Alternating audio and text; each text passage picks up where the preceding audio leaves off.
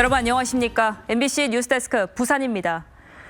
최근까지도 이어지고 있는 사상하단선 주변 땅꺼짐 사고와 관련해 부산교통공사는 도시철도공사와는 대부분 관련이 없다는 주장입니다. 그런데 부산교통공사가 해당 구간의 공법에 심각한 문제가 있다는 사실을 이미 4년 전부터 알고 있었으면서도 감추고 있었던 사실이 드러났습니다. 먼저 김윤아 기자입니다. 대형 땅꺼짐이 발생한 사상하단선 공사 현장. 지난 2월 사고조사위원회는 포구와 차수벽 공사 부실을 땅꺼짐 원인으로 지목했습니다. 상당히 많은 양의 물이 흘러 들어오면서 순간적으로 다량의 토사가 유실됐다. 그런데 이 구간 차수벽 공사 부실 문제는 이미 4년 전부터 지적됐던 걸로 확인됐습니다. 부산시가 지난해 실시한 땅꺼짐 사고 감사 결과서 원문입니다.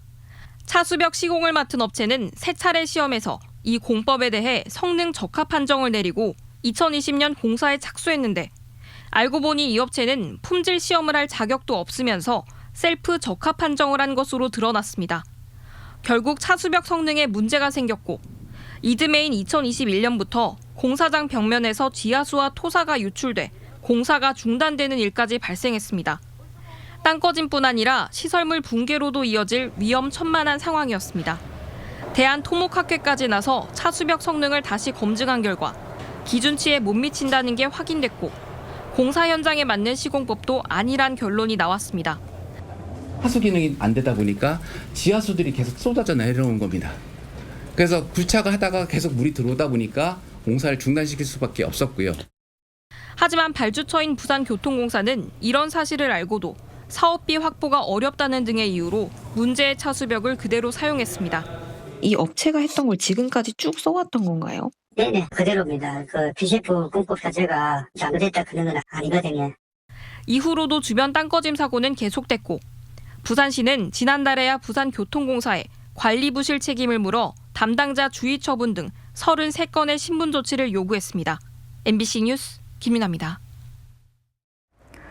이렇게 사상하단선 구간 차수벽 공사는 공법상으로도 결함이 있었고 실제 시공 과정에서도 부실 시공 정황이 드러났습니다.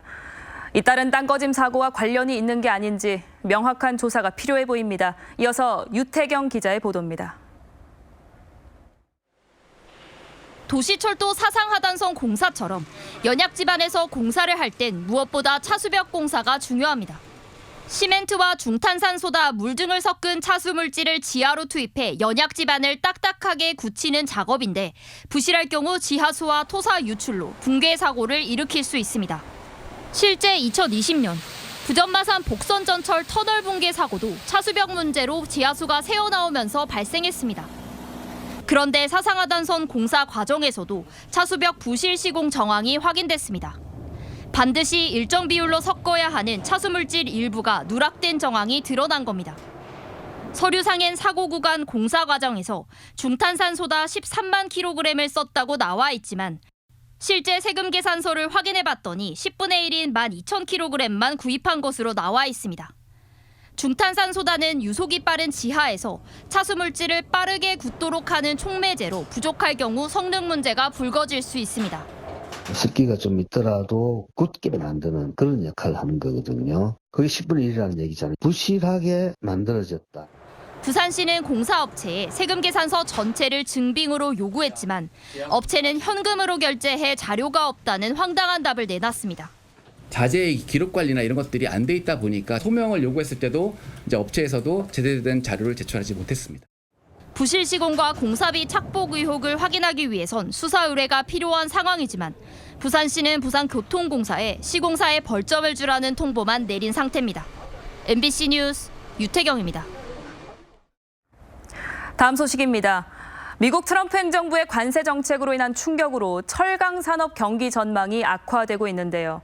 철강업을 포함한 1차 금속 제조업의 경기 전망 지수가 업종 중 가장 낮은 데다 역대 최저 수준인 것으로 나타났습니다. 보도에 이두원 기자입니다. 부산의 한 철강 제조업체. 부산상공회의소와 부산시의 기업애로 컨설팅 현장 방문 간담회가 열렸습니다. 1,000억 원이 넘는 매출을 기록하는 지역 강소기업이지만 트럼프발 25% 미국 관세 충격으로 여러 가지 대응 방안을 고심하고 있습니다. 협상을 아직 진행 중에 있습니다.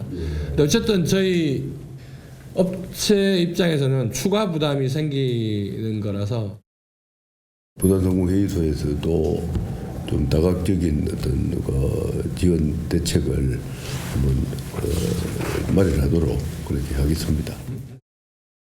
통계청에 따르면 부산의 철강 산업을 비롯한 1차 금속 제조업 비중은 지난해 출하액 기준 16.3%를 차지합니다. 지역 경제에 상당한 영향을 미칠 수밖에 없는데 2분기 1차 금속 제조업의 경기 전망 지수는 업종 중 최저로 나타났습니다. 지수가 100 이상이면 호전을, 미만이면 악화를 전망하는 기업이 더 많은 상황인데 37을 기록한 겁니다. 지난 2022년 3분기 33이었던 것을 제외하면 역대 최저 수준입니다. 기업 경기 실사 지수가 37이 나왔다는 것은 그 산업이나 업종의 경기가 굉장히 불안하다는 뜻입니다. 철강이 37 나온 것은 거의 역대급 최저 수준이라고. 전문가들은 정부와 부산시의 관세 대책이 신속한 효과를 낼 수 있도록 실질적인 맞춤형 지원 체계가 마련돼야 한다고 조언합니다. MBC 뉴스 이두원입니다. 수많은 크루즈들이 부산에 입항하고 있지만 머무는 시간은 반나절 정도여서 관광객들은 불편을 호소하기도 합니다. 그런데 올해부턴 부산항 모항 크루즈가 확대되면서 지역 경제에 미칠 영향도 커질 것으로 보입니다. 김윤아 기자가 보도합니다. 11만 4천 톤급의 코스타 세레나호. 다른 크루즈들과 달리 부산항을 모항으로 하고 있습니다. 이 크루즈는 이곳 부산항을 떠나 일본과 대만, 홍콩까지 다양한 기항지를 거쳐 다시 부산항으로 되돌아오는 최대 5박 6일의 일정으로 운항되고 있습니다. 얼마 전까지 부산 모항 크루즈는 이 한 척뿐, 나머지는 부산항을 잠시 거쳐갈 뿐이었습니다. 체류 시간이 짧아 관광과 쇼핑을 즐길 수 있는 시간은 몇 시간에 불과했습니다. 时间不够所以玩的东西有限所以体验来讲比较不够完全对就是这样可是我对这个港口来讲我觉得有很好奇的地方 부산항 모항 크루즈가 확대되면서 먼저 부산 모항의 코스타 세레나호의 운항 횟수가 대폭 늘어납니다. 2023년 4차례에서 지난해 9차례, 올 상반기에만 7차례 예정돼 있습니다. 공급을 늘린다는 것은 승객들, 소비자들의 선택의 폭이 커진다는 거거든요. 소비자들이 원하는 때에 갈 수 있다는 게 되는 거죠. 2만 6천 톤급의 이스턴 비너스호도 지난달부터 부산항을 모항으로 본격 운항을 시작해 올해 3차례 운항합니다. 크루즈가 기항할 때 부산에서 승객을 새로 태우고 내리는 준모항도 준비 중입니다. 하루 이틀 정도는 부산에 체류하고 이를 통해서 숙박, 쇼핑 등 소비가 일어납니다. 그리고 또 선사에서는 대량의 선용품을 구매하기 때문에 지역 경제에 파급 효과가 클 것으로. 정부는 부산을 포함한 전국 8개 권역에서 체류형 관광을 확대할 방침입니다. MBC 뉴스 김윤아입니다. 부산 지역에 비와 함께 오늘 하루 강한 바람이 계속 불면서 김해공항의 항공기 운항에도 차질이 빚어졌습니다. 한국공항공사에 따르면 오늘 오후 1시쯤 김포를 출발해 김해공항에 착륙하려던 대한항공 KE1815편이 강풍에 다시 돌아가는 등 오후 5시 기준 여객기 7편이 결항되거나 회항했습니다. 뉴스데스크 부산 마칩니다. 함께해 주신 여러분 고맙습니다.